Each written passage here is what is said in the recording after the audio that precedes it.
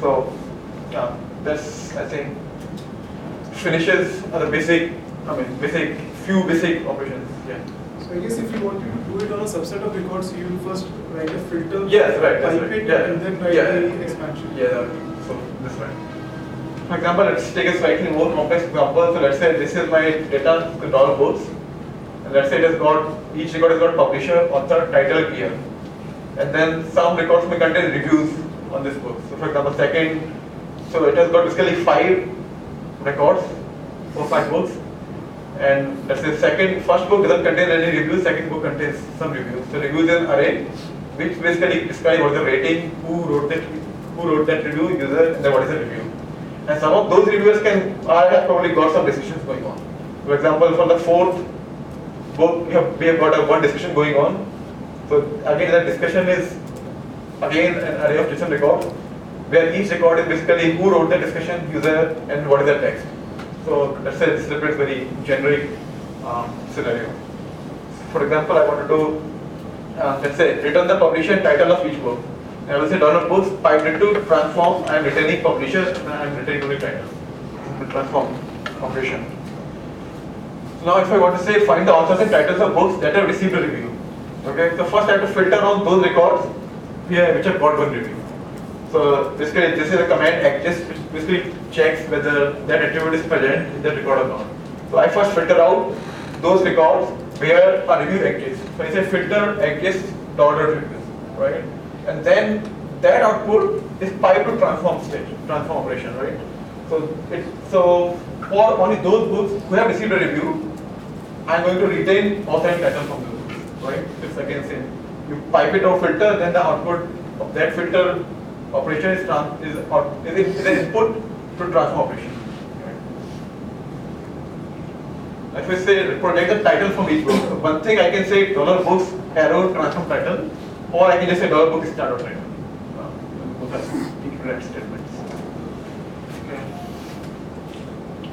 So for example, okay, get the users who have written review. Okay. So here I need to do expand. So first I have to get users who have written review. How do I get the users who have written a review basically?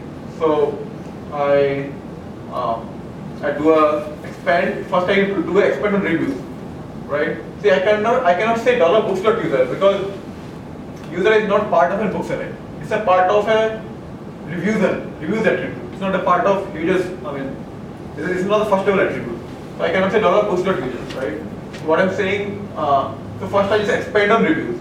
So the expand output will just contain other reviews, right? So basically, and then I just retain user from it. So I just want users who written a review. I don't want really any information regarding book. What is the corresponding book? Here I am saying get the users who have written a review. And user information is part of the reviews attribute. So I need to just retain reviews. And if I do expand on it, the record, matching with the record is lost. It just gives you an array which contains all the reviews. That's all. In a whole book's catalog. Right? So whether it's a review of first book or second book, that information is lost. Because I don't want to get that, I don't want to get a corresponding book information over here. I just want the users who have written a review. So I need to expand, and then I just retain only the user. I see a challenge here in doing such kind of operation, which is, see, if you, let's say there were a billion reviews that you were going through. So you would have to first expand all those billion reviews, concatenate together into an expanded form, and then pipe it into transform. That's right. Whereas a preferable mechanism, which would be easier on memory and performance, would be that you pick up each review and then put it to transform. Yeah. Internally, it's all these queries are going to be. It's for user understanding. Internally, these all jobs are being transformed into MapReduce, right? For each map will run, right? So let's say if you have got billion reviews, let's say your cluster is a 10-node cluster, and you'll be running 10 map jobs, right?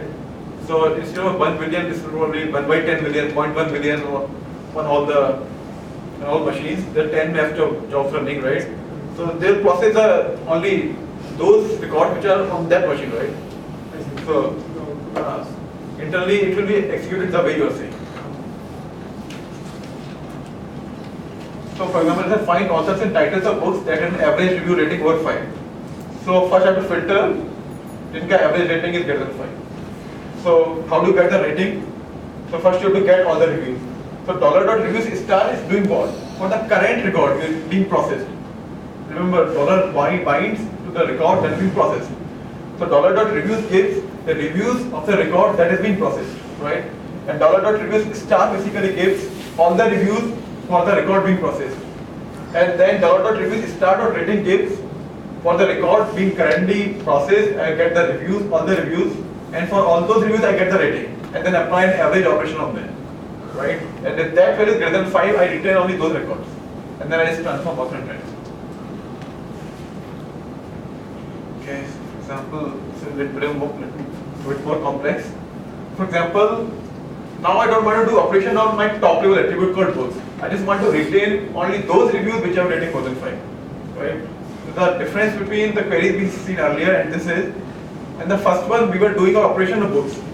Here we are not doing our operation basically on books. We are doing our operation review. We just want to retain only those reviews जिनका rating 5 से ज़्यादा है, right? So if a review has got a rating less than, let's say, of rating 3, then I don't want that review to appear in my catalog, right? So I'm not dropping any book record. I'm dropping only a review record if that review happens to have a rating which is less than 5.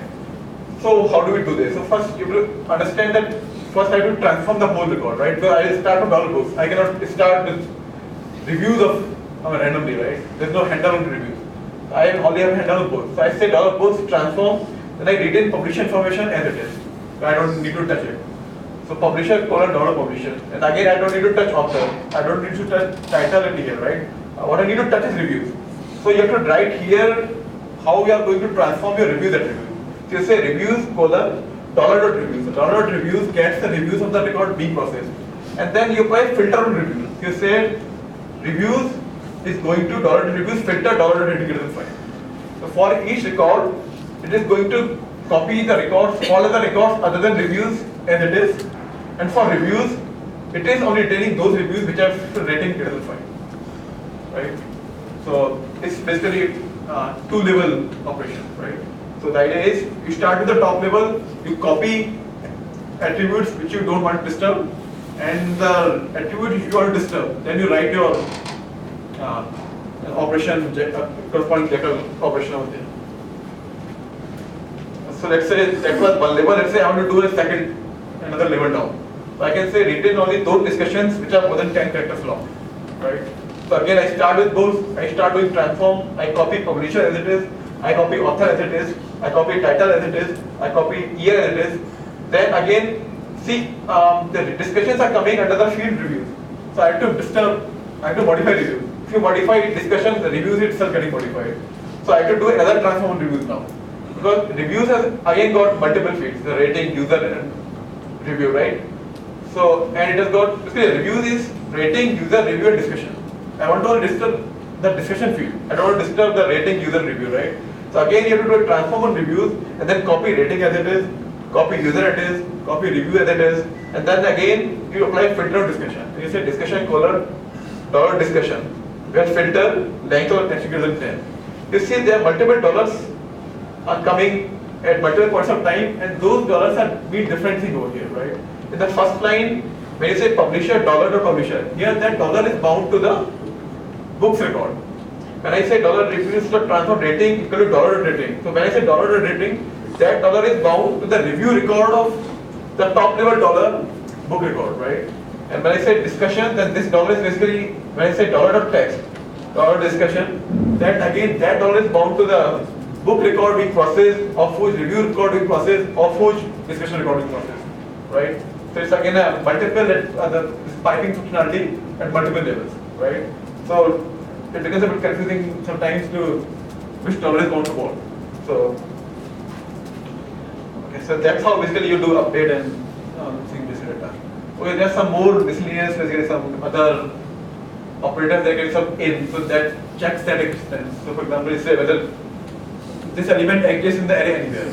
So you say whether Joe exists. So I want to filter only those books, record for those books where Joe has written one review. So for every record you get users who written reviews like this. You get $review start.user, and then when you say in, that means it's checking whether Joe appears in that array anywhere. So it is basically static instance. Or there's something like for loop. I mean, some people find it to code using for loop rather than pipe. Then you can say, okay, for $books and $books. So what it's going to do is it is iterating over all records in $books, taking each record in $book just like you do in Java. For int equal to I less than 1 less than 10, and then I is a local variable. So $book becomes your local variable. Then you do something on $book. You can say I want to return $book.title, $book.publisher. This is equivalent to saying $books arrow transform title position. You can probably write in the form. So similarly, again, you can probably do some filter condition. You can write if else. You can say for $review if the rating is greater than 5. So you can say if the review is greater than 5. So whatever we see, probably you can write as a combination of for and if else. Okay, basically every pipe basically becomes a for loop. Every filter becomes an if loop. So okay. So let's say in Java, you write methods. How do you write Jekyll method? So the point is, okay, theoretically, whatever the big query you want to do, it can return the one big Jekyll script. But sometimes it becomes difficult to visualize. I mean, it may be 20-30 lines long. So what you can do is you can just write a Java method. You can write a Jekyll method. That's the way you write it. Just say fn is a keyword. Let's say I'm writing a function that takes two variables, $x and $y. You don't need to specify it's an integer float, then you don't need to specify, right? I mean, and there is a function $x, $y, and I'm returning $x plus $y. And then I'm binding this function to a value $myfun.